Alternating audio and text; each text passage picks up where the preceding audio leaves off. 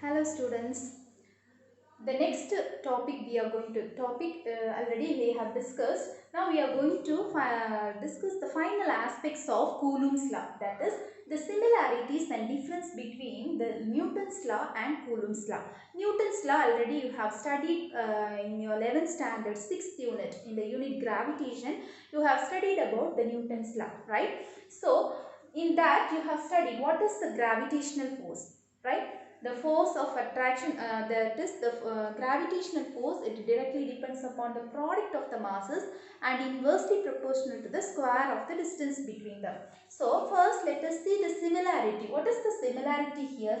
Both the gravitational force as well as the Coulomb force, it is inversely proportional to the square of the distance between, here square of the distance between both the masses, and here square of the distance between both the charges. Rendu similar da. Inga rendu masses ku edailana distance adu inversely proportional ah irukum. Inga rendu charges ku edailana distance inversely proportional ah irukum. So the distance increase ஆக நம்மளோட force கம்மி ஆயிட்டே போகும். Okay, இங்கேயும் charge ஓட distance increase ஆக force கம்மி ஆயிட்டே போகும். This is similarity. All other things are differences.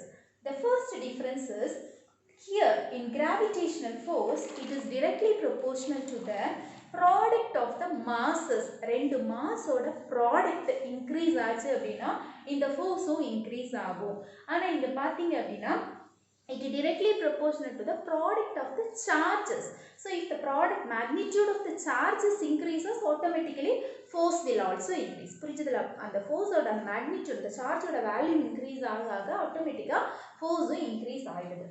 The next point is, here the force, what's the gravitational force? It will attract towards, okay, towards. So always the gravitational force will be attractive force. அங்க நம்ம repulsion பத்தி எதுவும் படிக்கல, எல்லாமே அப்படி attract ஆகிட்டே வரும் அப்படின்னு தான் நம்ம படிச்சோம் இல்லையா? So it is always an attractive force. இங்க பாத்தீங்க அப்படின்னா அது attractive ஆகலாம், repelலும் ஆகலாம். எப்போ attract ஆகும்? இந்த ரெண்டு சார்ஜஸும் ஈக்குவலா இருந்துச்சு அப்படின்னா it will repel ஆகி போயிடும்.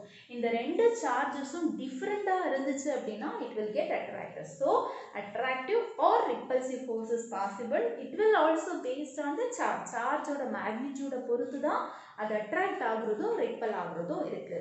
Okay. The next point is, force between the masses are same both at rest or at motion. அந்த masses பத்தி நம்ம பார்த்தோம் இல்லையா? ரெண்டு masses, ரெண்டு body, சன்னோ எர்த்தோ இல்ல பிளானட்டோ எர்த், இந்த மாதிரி எல்லாம் படிச்சோம் இல்லையா? இந்த ரெண்டு மாசஸோ, அதாவது force between இந்த ரெண்டு மாசஸ்க்கு இடையிலான force எப்பவுமே சேமா தான் இருக்கும். அந்த masses மூவ் ஆனாலும் சரிதான், இல்ல அது ரெஸ்ட்ல இருந்தாலும் சரிதான், it will be same. ஆனா இங்க பாத்தீங்க அப்படின்னா நம்ம என்ன படிச்சோம்? What is electrostatics? Charges at rest. So இவர் கூலும் சொன்னக்கூடிய இந்த force எதை பத்தி சொல்றாரு அப்படின்னா ரெஸ்ட்ல இருக்கக்கூடிய சார்ஜ் தான் கூலும் force. அதுல டெவலப் ஆகுற force தான் coulomb force. Suppose if the charges is moving, move ஆகும் போது டெவலப் ஆகுற சார்ஜுக்கு பேரு, it is not Coulomb force, it is Lorentz force. That we will study in the 4th unit. Okay. So charge ரெஸ்ட்ல இருக்கும்போது மட்டும் தான் Coulomb force develop ஆகும். இது move ஆனாலும் சரி, ரெஸ்ட்ல இருக்கும்போதும் சரி, it will move. The next one, the gravitational constant.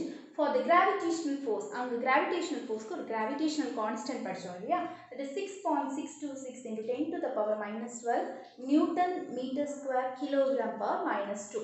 Similarly, in Coulomb's force, just now we have studied the Coulomb's constant is equal to 9 into 10 to the power 9 Newton meter square Coulomb power minus 2. So it is one difference. Then இங்க வந்து பாத்தீங்கன்னா 10 to the power minus 11, இங்க பாருங்க 10 to the power 9, which is greater, இதுதான் greater. So ஆட்டோமேட்டிக்கா இங்க வந்து magnitude எப்படி இருக்கும்? கண்டிப்பா greater-ஆ இருக்கும். சரியா? So இது வந்து ரொம்ப small object-க்கு பாத்தீங்கன்னா இதோட magnitude ரொம்ப small-ஆ போய், ஏன்னா constant வந்து ரொம்ப small-ஆ இருக்கிறதுனால சின்ன object-க்கு இன்னும் ரொம்ப small ஆயிடும் இதோட magnitude. இது பாத்தீங்கன்னா இது larger value-ஆ இருக்கிறதுனால இது கூட நம்ம கண்டிப்பா வந்து அந்த charges-அ multiply பண்ணுவோம் இல்லையா? So multiply பண்ணும்போது கண்டிப்பா இத கம்பேர் பண்ணும்போது நம்மளோட Coulomb's force ஓட magnitude கண்டிப்பா greater-ஆ இருக்கும். The next difference is independent of the medium. இந்த masses எந்த மீடியம்ல இருந்தாலும் சரிதான், ஏர் மீடியமாக இருந்தாலும் சரி, வாட்டர் மீடியமாக இருந்தாலும் சரி, what ever the medium maybe, அந்த ஆப்ஜெக்ட் எந்த மீடியத்தில் இருந்தாலும் அதுக்கு இடையிலான ஃபோர்ஸில் எந்த சேஞ்சஸும் வராது, சேமாக தான் இருக்கும். மீடியமை பொறுத்து அதில் எந்த சேஞ்சும் வராது. ஆனால் இந்த கூலும் ஃபோர்ஸ் பார்த்தீங்கன்னா it depends on the medium. ஏன் இது மீடியமை டிபெண்ட் பண்ணுது அப்படின்னு சொல்கிறோம் அப்படின்னா, இப்போ நம்ம வந்து ஃப்ரீ ஸ்பேஸை பற்றி தான், இங்கே கூலும்ஸில் வந்து ஃப்ரீ ஸ்பேஸை பற்றி மட்டும்தான் அவர் மென்ஷன் பண்ணியிருப்பார். Free space and point charge, சரியா? எடுத்துக்கிற சார்ஜ் வந்து point charge, as well as அது இருக்கிறது வந்து வேக்யூம் ஃப்ரீ ஸ்பேஸில் இருக்குது. சப்போஸ் அதில் ஒரு மீடியம் இருக்குது அப்படின்னு வச்சுட்டிங்கன்னா, அந்த மீடியத்துலேயும் என்ன இருக்கும், நிறைய சார்ஜ் பார்ட்டிகல்ஸ் இருக்கும் இல்லையா? ஸோ அதனாலையும் ஒரு ஃபோர்ஸ் எக்ஸர்ட் ஆகும், புரியுதா?